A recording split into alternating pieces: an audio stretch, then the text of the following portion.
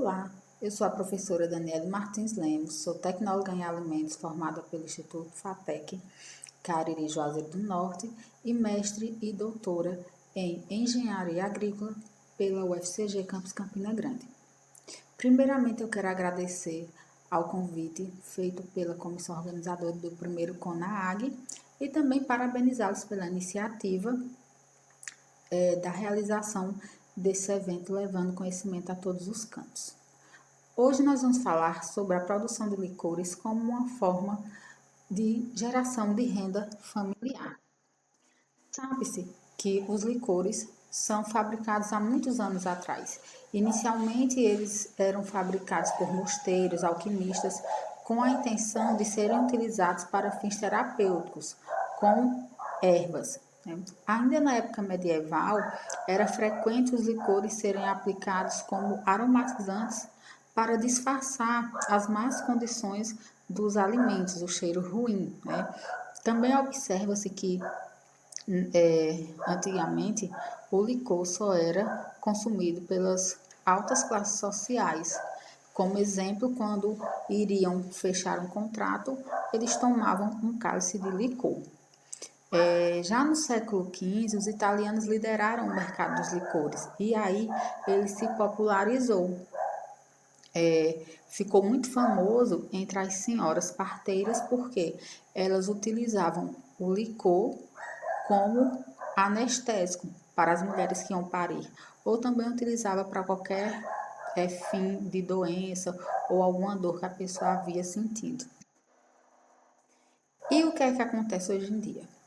Foram passadas de gerações e gerações formulações de licor. A gente não tem a formulação ideal, a formulação perfeita de licor. Foi uma técnica que a gente viu nossas vós fazerem. Por quê?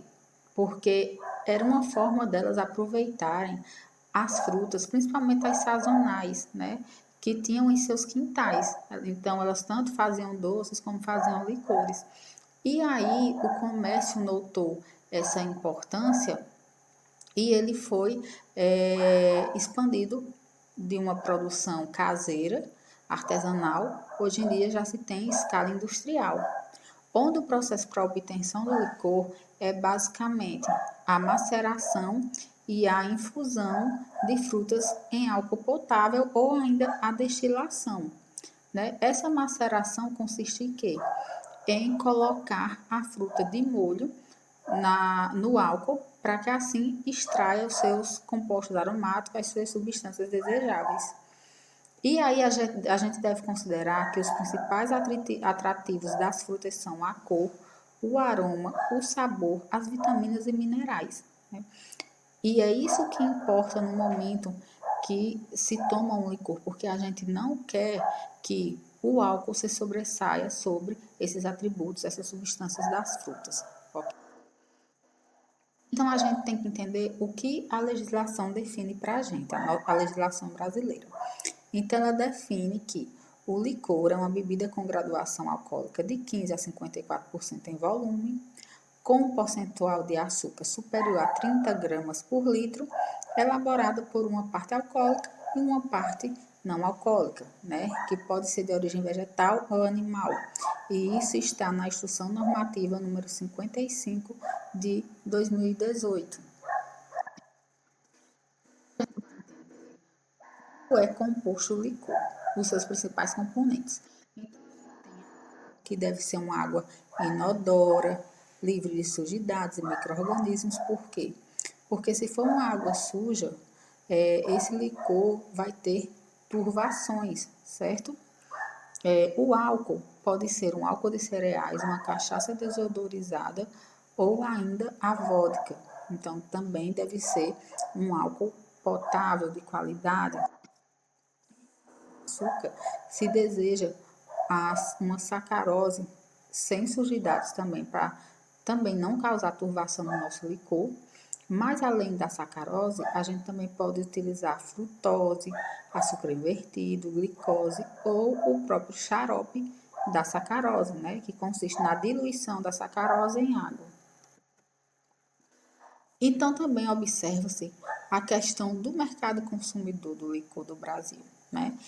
Em 2016, esse mercado diminuiu, o mercado do consumo do licor diminuiu em 2%. Por quê? Porque esses licores, esses dados são em relação a licores industrializados, certo? Então, esses licores são trazidos de fora do nosso país. A gente tem o licor feito a partir da fruta amarula, tem o licor feito a partir da alcachofra.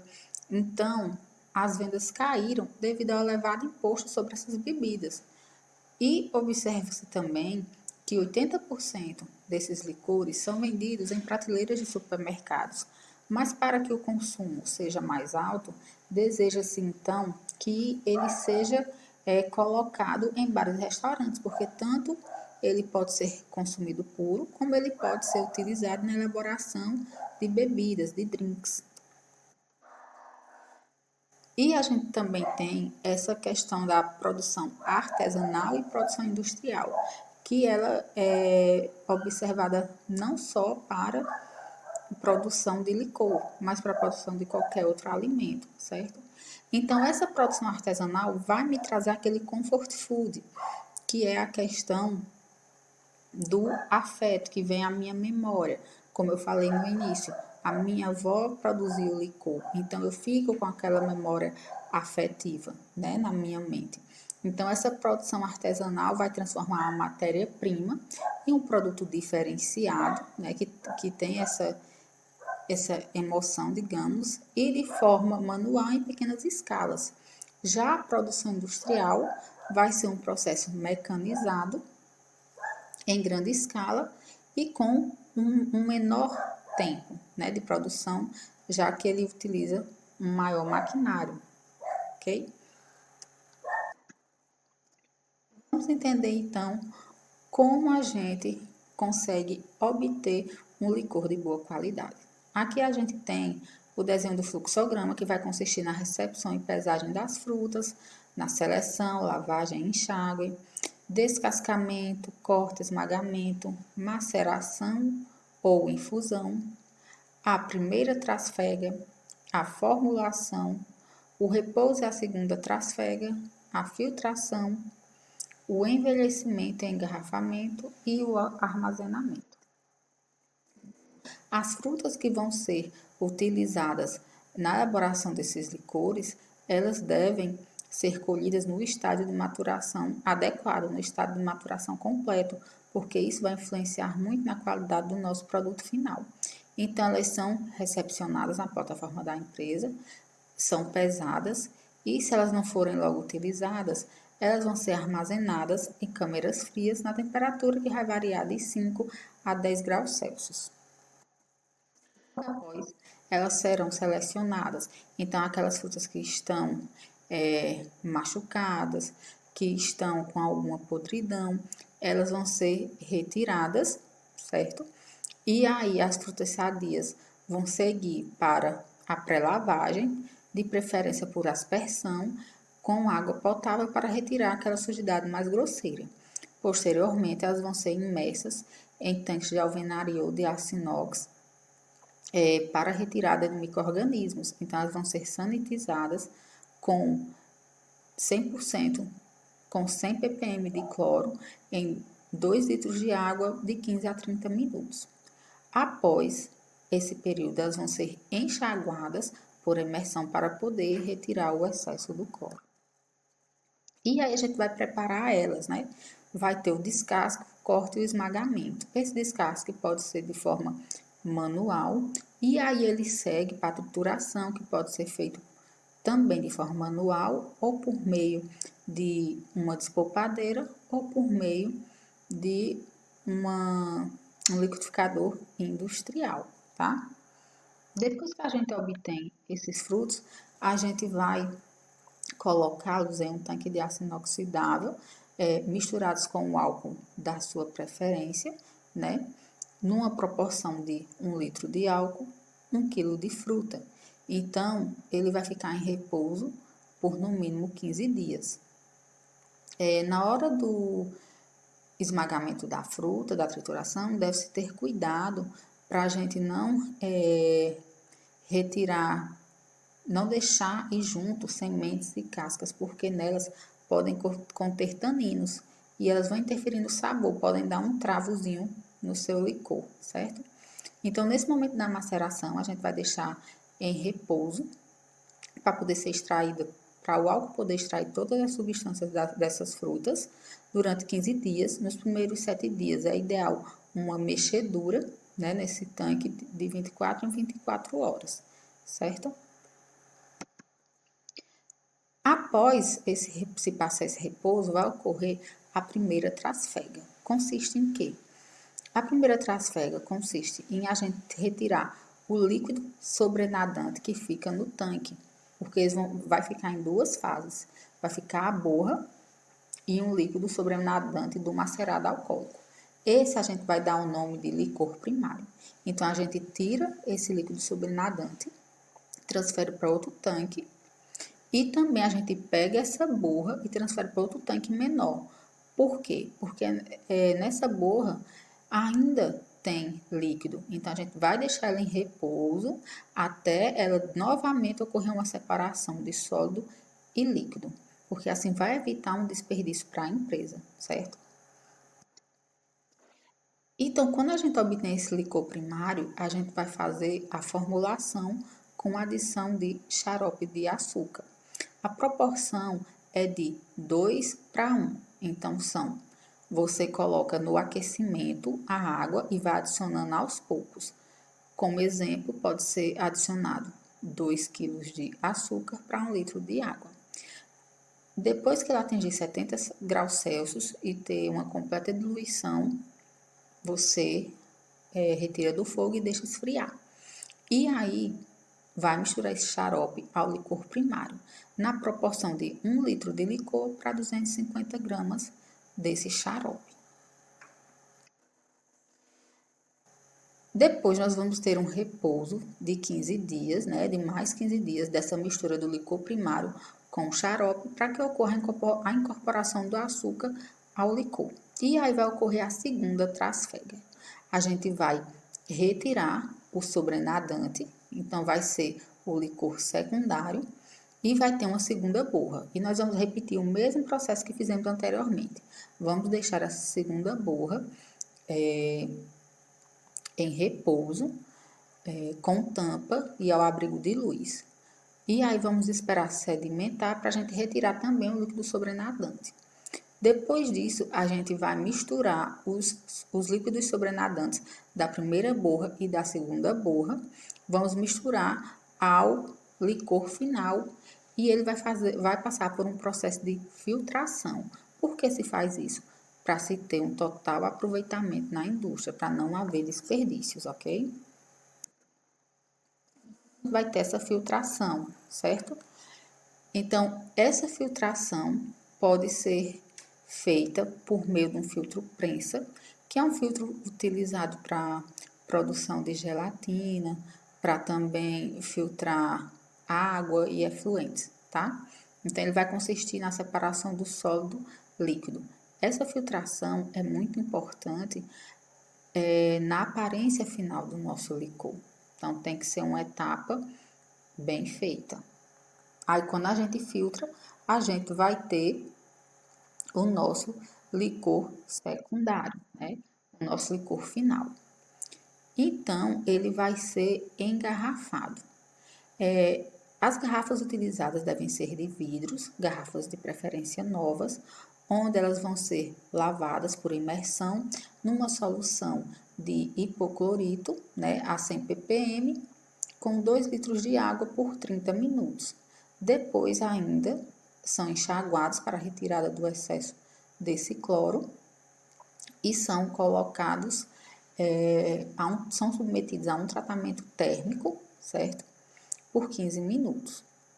Após, são envasadas e são armazenadas em um local que sejam protegidos da luz, porque a luminosidade pode afetar o nosso produto, e as garrafas são colocadas em prateleiras em pé. Deve-se observar a temperatura do local também, porque pode ocorrer um processo de fermentação e não é isso que a gente quer para o nosso produto, né? A gente tem que atentar para o controle de qualidade dele. Então, você pode estar pensando assim, mas como é que eu vou começar uma produção de licor já dessa forma grandiosa, né? Você pode substituir os materiais utilizados. Ao invés dos tanques, vocês podem utilizar bacias plásticas, potes de vidro transparente. No momento da filtração, você não tem que ter um filtro de alta tecnologia. Você pode muito bem utilizar um funil com uma camada de algodão para filtrar, ou você também pode utilizar o papel de filtro de café, tá? Então, tem vários métodos de adaptar a sua produção para pequena escala, ok? E aí, se você quer ser um bom produtor de licor, você tem que entender das normativas que regem esse produto. Então, a gente tem a Instrução Normativa número 55 de 2008, que ela classifica o licor de acordo com a quantidade de açúcar. Então, a gente tem o licor seco, que ele pode conter de 30 a 100 gramas de açúcar por litro, o licor fino ou doce de 100 a 350 gramas de açúcar por litro, o creme, mais de 350 gramas de açúcar, e o cristalizado, que você consegue visualizar os cristais de açúcar nele, né, que ele está saturado. E como é que eu vou identificar essa quantidade de açúcar? Essa quantidade de açúcar vai ser identificada por meio de uma análise química, físico-química, para determinar a quantidade de açúcar no seu produto final, certo? É também muito importante que exista o controle de qualidade no momento da produção do seu licor, seja ele em escala industrial ou seja em escala artesanal. Então, esse controle de qualidade vai ser feito de que maneira? Por meio de análises laboratoriais, né? Químicas, físicas e fisicoquímicas, por meio de análises microbiológicas e por meio de análises sensoriais também. Ainda sobre a Instrução Normativa 2008, a gente consegue perceber o quê? Ele diz que o açúcar, de acordo com a legislação, o açúcar permitido é a sacarose, mas que pode ser substituído totalmente ou parcialmente por frutose, maltose, açúcar invertido e glicose. O licor tem que apresentar o sabor e o aroma dos elementos naturais que estão contidos lá. Então, por exemplo, se eu tenho um licor de jabuticaba, ele tem que ter o sabor de jabuticaba, certo? E não se pode deixar o álcool sobressair no sabor da fruta. O licor que tiver o nome da substância de origem animal ou vegetal deverá contê-la em substância obrigatoriamente proibida a sua substituição por aditivo aromatizante sintético. Então, tem que ser a matéria-prima natural, não pode ser substituída por nenhum aditivo.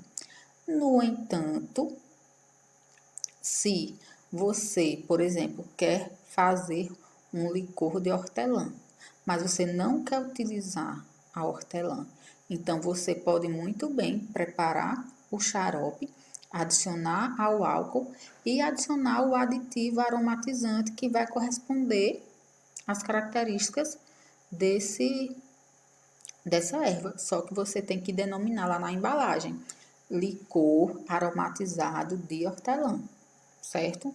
Então, assim pode ser possível de acordo com a legislação.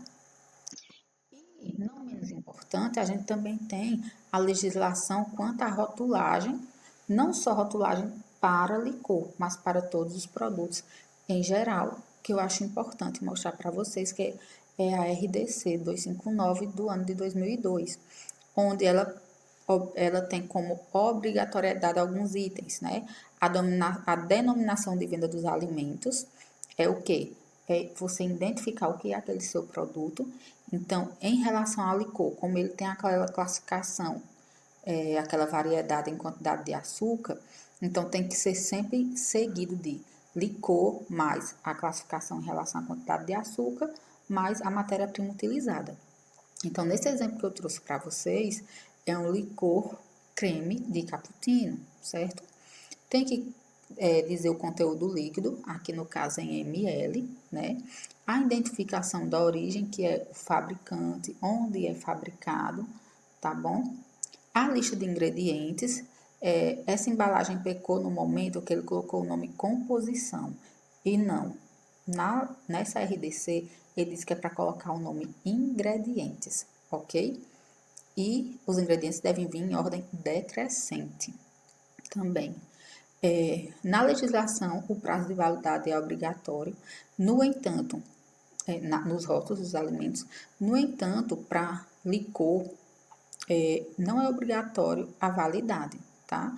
Mas, se você quiser ter um controle de qualidade maior sobre o seu produto, você pode fazer aquelas análises sensoriais, microbiológicas e químicas, que elas vão determinar a vida de prateleira dele. Então, você vai trazer uma segurança alimentar maior para o consumidor, tá? Na legislação também é importante o lote, né? Esse rótulo falha em relação a isso, que ele não apresenta o lote, mas ele apresenta o código de barras. O código de barras não é exigido por essa RDC, mas o código de barras é importante porque se trata do RG do produto, tá bom? Então, é isso que eu tinha para mostrar para vocês. Eu espero que vocês consigam ficar incentivados e iniciar esse processo, tá, de obtenção de licor, que vocês vão ficar encantados por esse mundo e vocês vão aprender muito mais. Eu trouxe algumas informações quanto à legislação, mas são muitas as informações que a gente tem, não dava para eu trazer todas, então eu só trouxe o básico. É importante vocês consultarem o mapa e verificarem essa questão da legislação para poder colocar no comércio, tá bom? Obrigada, eu agradeço pela atenção de vocês. Aqui tem algumas referências e aqui tem os meus contatos. Tem o meu e-mail, minha rede social do Instagram. Sigam o Licor Dom Pinheiro também. Obrigada pela atenção.